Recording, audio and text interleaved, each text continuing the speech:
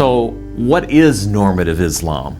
Is there such a thing as normative Islam? Is it a peace-loving faith, or is it a coercive religion that should be viewed as a threat to the West?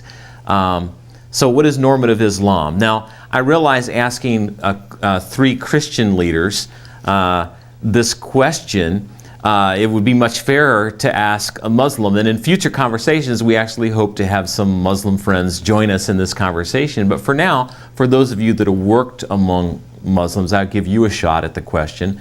How should we perceive Islam then? I guess I would answer your question with a question. What is normative Christianity? Is it possible to define something that is normative for such a large group of people? I don't think it is possible. And again, I think this goes back to the need to get to know our Muslim friend on an individual basis. Let me just give you one example from my own life. So I have some Muslim friends in Lynn, and I met them, I guess, about a year and a half ago. And I soon discovered after meeting them that they were Shiite Muslims. And I had never really gotten to know Shiite Muslim because most of the Muslims that I had known, in fact, all of them, I guess I could say, were Sunni Muslims. And so it would have been very easy for me to make some generalizations about Muslims based upon the fact that I knew Sunni Muslims, but not Shiite Muslims. And so I have come to discover that Shiite Muslims have some differing viewpoints than Sunni Muslims. Now, I think what this points up is that just as we as Christians, we have many different denominations, we don't all agree about everything. So too, the same is true of Muslims. There are many different Muslim sects, denominations, if we want to call them that. And so I don't think it's possible to say that there is such a thing as normative Islam or a normative Muslim. Mm-hmm. Okay. Let's jump to the other side of the table. Paul, do you have anything you might add to that? Yeah, I totally agree with Brother Dave that we always misunderstands, and Muslim also misunderstands. My many Muslim friends tell me what is Baptist and what is Pentecostals. So a lot of questions. Even last week, some of my Muslim friends asked me about Jehovah's Witness. So that was a very fascinating question. They said one Jehovah's Witness group came to his house and wanted to share their doctrine with them. And my Muslim friend discovered in one point that they are in the same boat because Jehovah's Witness, they deny the divinity of Christ. And my Muslim friend said, I agreed with them. Oh, this is good. Then you are the good Christian then. Jehovah's Witness is close to Muslim then. So he felt comfortable. So he was asking me all those questions. Then I asked him, my friend, you tell me about Ismailites or Ahmadiyya.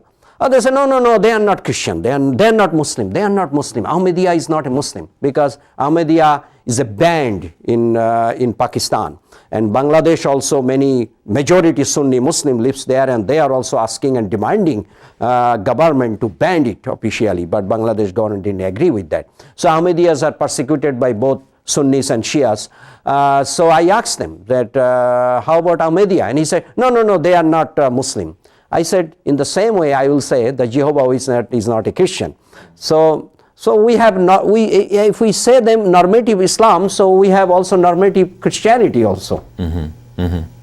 It's good. Yeah, I was thinking about this question, and your sort of preemptive strike, if you will, was good, I thought, because one of the ways I first answered is normative Islam is what they say normative Islam is. It's not what we say it is. I think this is my personal perspective. I think that Muslims should be interpreting Islam, and they should let us know what normative Islam is. We should not. And I think this goes back to something I'm learning in my particular area of study. Greg, is that the history of the interactions between Christians and Muslims, of course, go back a long ways. And so we have, this is, in many respects, though the world is changed by 9/11, not everything about Christian-Muslim relations begins at 9/11, right? Of course, and so I think most educated Christians and Muslims understand this, but going back, one of the interesting examples to me is when Spain began to have this interaction, because you can go back and you can actually see that some of the first ways that Spanish Christians were interacting was very antagonistic, very polemical, and in fact, historians say the first Western characterization of this phenomena that is Islam came out of Spain. So I think, and even this historian mentions that has been tenacious and remarkable how long that has persisted.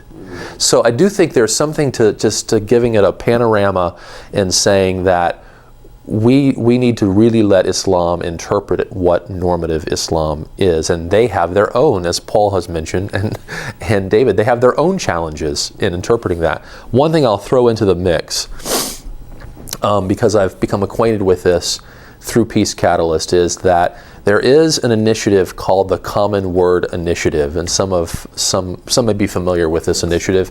It's online, and it was actually in response to that Pope Benedict speech that began my entree into Christian-Muslim relations. And so this Common Word Initiative came out in 2007, signed by 140 of the leading Muslim clerics and scholars. And it proposed that we share a common word, Christians and Muslims, based around love of God and love of neighbor. Now, one of the most interesting things is Muslims need to debate whether that is a fair articulation of their own faith. Not all Muslims are down with that sort of thing. This is a project from Prince Ghazi in Jordan, is sort of the lead architect on the project. So even there we have an issue of where, well, is that true? Is that true? And some Muslims will say yes, this impulse about love of God and love of neighbor is a real common ground that we can build from. And then some Muslims will say, no, that's not normativism. So even there we need to let them determine if even a great initiative like that, which is one of the first such initiatives to the Western world of that sort of intellectual robustness, we need to let them determine if that is normative.